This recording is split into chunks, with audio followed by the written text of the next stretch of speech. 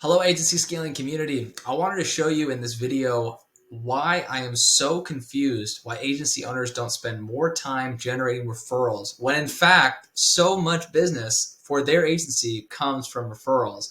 I'm going to break down exactly how my agency has been able to generate so many referrals and the process that you can copy in order to generate referrals for your agency. Let's dive into it.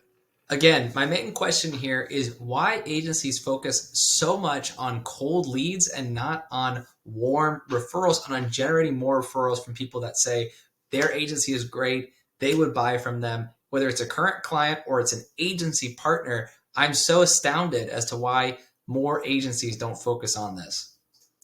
And it's crazy because the polls that I do within the community, right, or within LinkedIn, always suggests that a majority of business for digital marketing agency owners comes from referrals. Some, as you can see in this poll, going so far as to say that over 50% of the business that they get is from referrals. If this is the case, why aren't we spending more time generating referrals?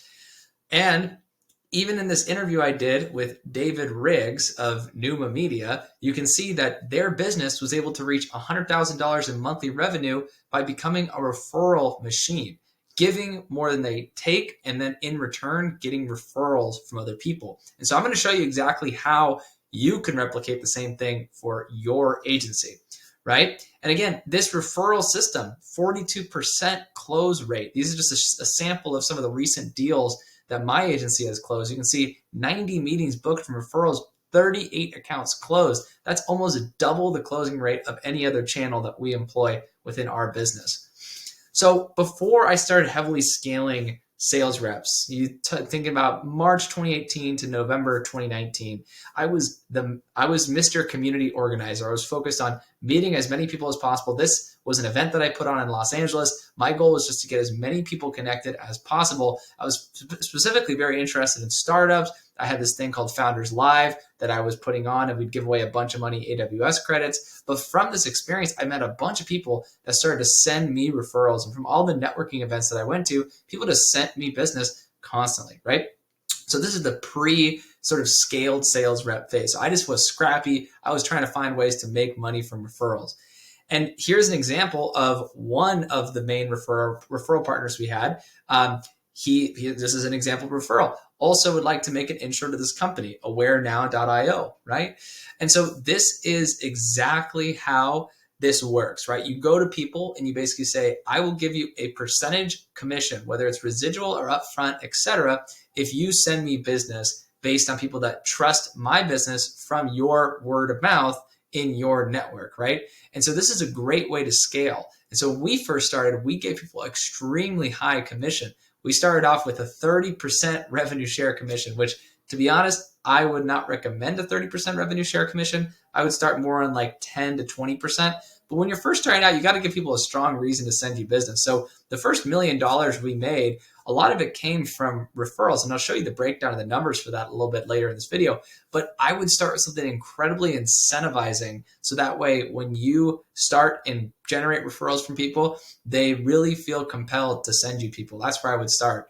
And so this pie chart is an actual breakdown of hundreds of accounts that we closed, and the breakdown of where all of these people came from. And as you can see here, a good amount of these people, you see LinkedIn outbound was 41%, so we were still doing LinkedIn, of course. But you can also see 30% referral incentive. That was 18% of all of the accounts that came through. We offered no commission for 4% of the deals that came through.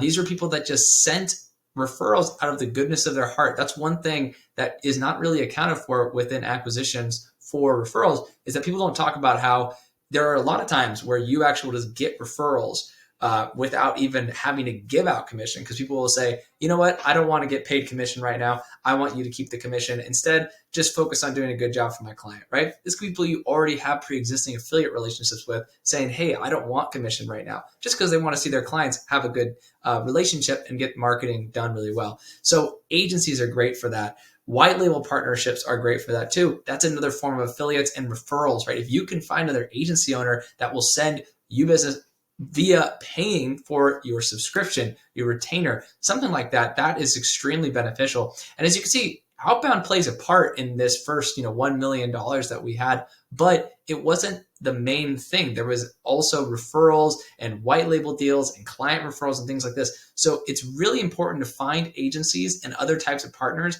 and just hyper network with them in order to get things sent to you consistently, repetitively over time, right? And I wanted to include this other breakdown for you here as well. You can see 69 accounts. This is just a sample size of 69 accounts from referrals in 20 months. You can see that the breakdown was 17 from networking events, 6 from my personal network of just people that I had met, 10 from white label partnerships, 28, right? That's the most, came from 30% referral instead of partnerships. So it's basically an enormous incentive for people to send people to you. And that is what really helped. You can see 6 came from no commission referrals, and then 2 came from 10%, which is why I'm recommending something like 20%. That makes more sense for most agencies' margins and is going to still get you volume without sacrificing any profit. So that's what I would look at here. And you can see this breakdown as well. I think this is about, just doing some rough math here, this is about $720,000 worth of sales. You can see from the sample size of $720,000 worth of sales where this really came from. My name is in here. By the way, I go by Lucas James, but my real name is Lucas Capistani. It's just easier to spell. But Lucas Capistani accounted for $480,000 of sales just from pure cold hard sales, prospecting, etc. But you can see that $240,000 came from referrals or white labels. So you can see almost like 30% of all of the deals came from referrals. And if I didn't have that, if I didn't have those easy deals that were easy to close right away and I could just get them on the board, it would have been harder to scale. I would have ended up with only $480,000 in revenue in those first few months, as opposed to $700,000, right? And those deals are easier to close, they're more profitable, and they stay for a lot longer period of time, which is why agency referrals are so important. Also, I broke this down here for you, which is basically the classification of all different types of people I was paying, whether they're W-2 sales reps or 1099 sales reps. Feel free to keep the screenshot and share it amongst your team or your friends or whatever, and show them exactly what one agency did paying out people over this time period. So you saw the revenue numbers that were being produced. These were some total commissions paid out. It's about 90% accurate to what we were actually paid out during that time because we tracked everything. You can see here, a W-2 person was being paid $4,830. A 1099, meaning a contractor, because you use a 1099 contract for contractors, was paid $3,466. And it was pretty comparable in both regards, in terms of monthly commission paid out, total commission paid out, etc. Right? And I broke these down as well, these charts, for just 1099s, and then the second chart's on just W-2. So you can really see and compare exactly how these different performances are for each type of person. So you can see we did pay out quite a bit for these 1099s, and hopefully this is something that you can use to benchmark for your own 1099 contractors you use down the road. And later on in this video, I actually will show you how members of our agency scaling community essentially get access to our legal contracts, which is a template that basically you could repurpose for 1099 contractors. I just spend like $1,000 getting that custom made with my legals teams, and you get it for free just for being part of our membership. But this is something here that you can screenshot again and use it however you'd like going forward for benchmarking and setting standards for your team. This is the W-2, so employees, this is how we paid out their commission, monthly commission, total commission paid out. You can see just kind of how it compares, what the monthly breakdown was here, etc. And then I have the averages and the totals. And this is probably the most interesting because you can see how the average is about $349. So for all of this production, right, all of these deals were getting $200,000, $250,000 of revenue from commission. We were only paying out $350 per month on average for the average person, which I would honestly, that is a pretty low amount of money given the amount of revenue that is being produced from these individuals, right? And you can see the W-2 commission totals, the estimated monthly commission totals for each of these buckets over that time frame, and then the total in each category. So $29,000 in commission paid out for about $300,000 in sales. So it's about right. That 10%, 15% is what it evened out to, because I had different types of relationships with different types of people, different types of commission structures, and you can really take the contract and adjust it however you want with the commission structure. So hopefully this helps, and hopefully you screenshot this and use this going forward. And again, this is just sort of the templates and the contracts we use, but this stack of different contracts and templates it can be adjusted however you like. So you could take one of these and you can adjust it from 10% to 15% to 20%, however you want. But the idea is that the commission adjusts towards the individual you're working with.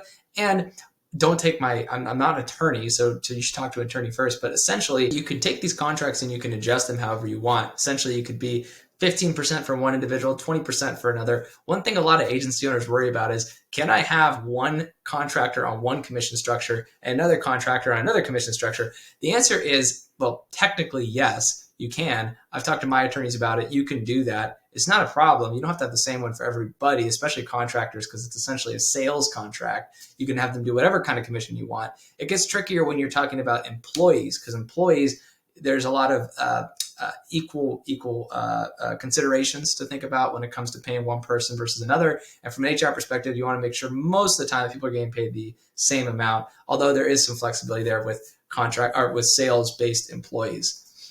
And in this group, this is an example of what this networking looks like. These are the agencies you can network with. These are people that if you're already in the group now, you can hit up currently and say, hey, I have an arrangement for you. What if we became a 10% referral partner to your business and vice versa? I always recommend, and the next video is going to be on 5 different ways you can make the most of this group and make the most of networking in general. But I always recommend starting off by giving something, saying, hey, can I sign up for your program, versus trying to ask all the time, hey, send me business constantly, right? Because if you're just always asking me for stuff, people are going to eventually get burned out from the request. They're probably not going to send you anything.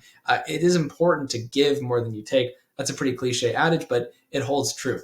And so again, the next video in this series will be on 5 ways you can make the most of the agency scaling community, right? How you can navigate it, how you can grow within it, how you can build lifetime partnerships from other agencies in this group. I hope you enjoyed this video. And if you know anybody that would like this video, would like to see all my numbers on how I was able to grow my agency and the referral breakdowns and the average payments and everything like that, feel free to comment or share or anything. It'll increase the reach of this video and it'll help us reach more people.